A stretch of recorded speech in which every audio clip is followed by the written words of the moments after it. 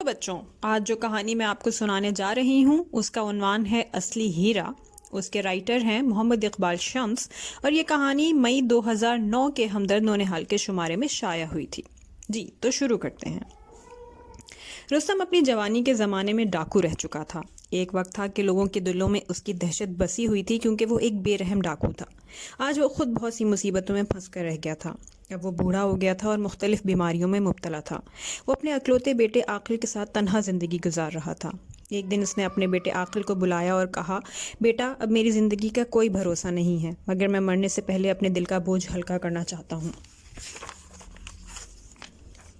عاقل بولا، ابا، آخر آپ کے دل پر کیسا بوجھ ہے؟ وہ بولا، بیٹا دھیان سے سنو، حقیقت یہ ہے کہ تم میرے بیٹے نہیں ہو۔ یہ سن کر عاقل پر سختہ طاری ہو گیا۔ وہ کانپتی ہوئی آواز میں بولا، یہ آپ کیا کہہ رہے ہیں؟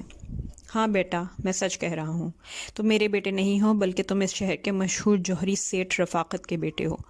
عاقل کی آنکھیں حیرت سے پھٹی ہوئی تھیں۔ رستم اسے سمجھاتے ہوئے بولا، ایک دن میں سیٹھ رفاقت کی دکان میں قیمتی ہیرے لوٹنے گیا تھا، مگر اس نے بڑی ہوشیاری سے میرا منصوبہ خاک میں ملا دیا اور مجھے پکڑوا کر جیل پہنچا دیا۔ اس طرح مجھے لمبی مدت کے لیے سزا ہو گئی۔ اسی دن میں نے اس سے انتقام لینے کا عہد کر لیا۔ اس نے مجھ سے اپنے قیمتی ہیرے تو بچا لیے تھے، مگر اپنا اصل ہیرا مجھ سے نہیں بچا سکا۔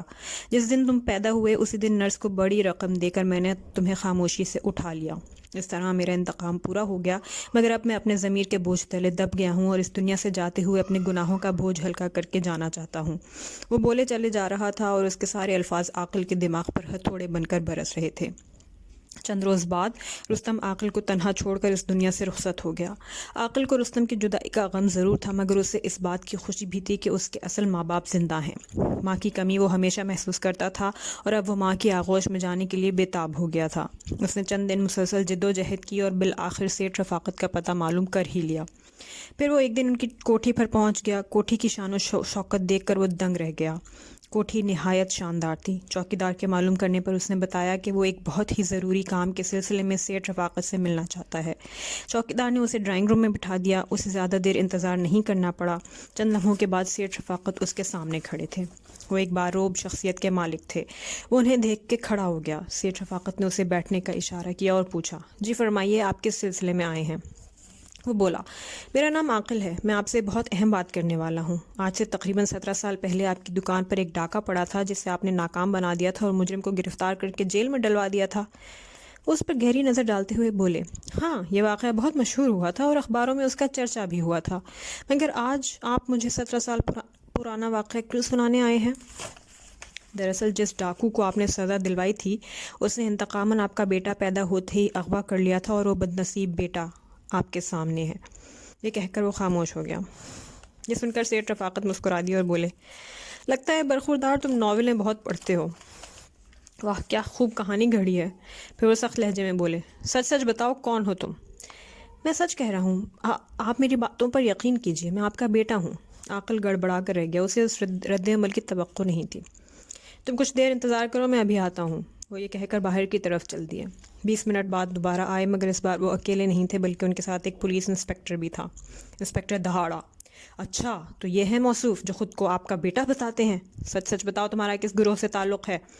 بس سچ کہہ رہا ہوں، میں ان کا بیٹا ہوں۔ اصل میں جس نے مجھے اغوا کیا تھا اسی نے مجھے پال پوس کر بڑا کیا اور مرنے سے پہلے مجھے یہ حقیقت بتا دی تھی۔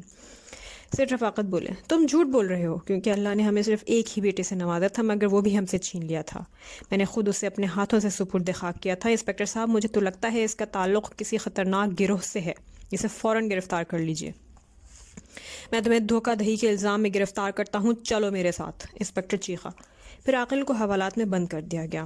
عاقل کو حوالات میں ایک دن گزرا تھا۔ وہ سوچوں میں گم تھا کہ اچانک اس کی نظر ایک خاتون پر پڑی، جو نہ جانے کب آ کر وہاں کھڑی اسے دیکھ رہی تھیں۔ چہرے سے وہ بہت ہی شفیق نظر آ رہی تھیں۔ وہ ایک نہایت بردبار خاتون تھیں۔ وہ بغیر کچھ کہے وہاں سے چلی گئیں۔ عاقل انہیں دیکھتا رہ گیا۔ حوالات میں اسے چند دن ہی گزرے تھے کہ ایک دن وہ یہ دیکھ کر حیران رہ گیا کہ انسپکٹر کے ساتھ سیٹھ رفاقت چلے آ رہے ہیں۔ وہ یہ دیکھ کر اور بھی حیران رہ گیا کہ ان کے پیچھے وہی خاتون چلی آ رہی ہیں جنہیں چند دن پہلے اس نے دیکھا تھا۔ انسپکٹر نے عاقل کو حوالات سے باہر نکالا۔ خاتون اسے نہایت محبت بھری نگاہوں سے دیکھ رہی تھیں، جبکہ سیٹھ رفاقت کی آنکھوں میں آنسو تھے۔ اچانک اس خاتون نے میرا بیٹا کہہ کر عاقل کو گلے لگا لیا۔ عاقل کو بہت حیرت ہوئی کہ ان کا بیٹا کیسے ہو گیا۔ انسپکٹر بولا، تم حیران ہو رہے ہوگے کہ کل تک تمہیں چھوٹا سمجھنے والے آج تمہیں اپنا بتا رہے ہیں۔ میں تمہیں سمجھاتا ہوں اصل بات کیا ہے۔